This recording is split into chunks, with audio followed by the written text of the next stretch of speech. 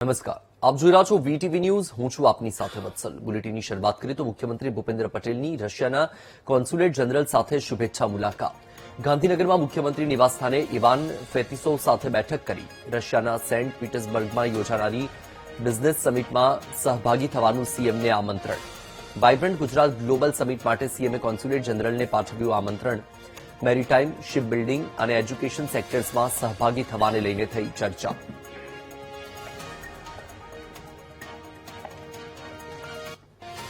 આ મુદ્દે વધુ માહિતી આપી રહ્યા છે સંવાદદાતા મેહુલ દેસાઈ. મેહુલ, મુખ્યમંત્રીની રશિયાના કોન્સ્યુલેટ જનરલ સાથેની મુલાકાતને લઈને શું માહિતી?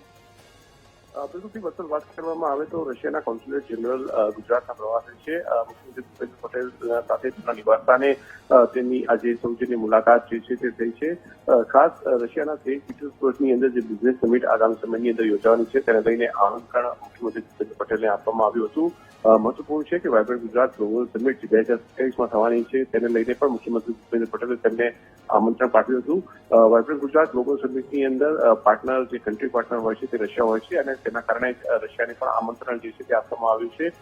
ખાસ education sectors, ship building sectors અને મેરીટાઇમ જે ક્ષેત્ર છે તેને લઈને બંને વચ્ચે ચર્ચા થઈ હતી અને બંને જે દેશ રશિયા અને ગુજરાતની વચ્ચે ખાસ આ જે સેક્ટર્સ છે તેની અંદર સહભાગી થાય તેના માટે બંને નેતાઓ વચ્ચે ચર્ચા કરવામાં આવી છે. જી, માહિતી બદલ આભાર મેહુલ.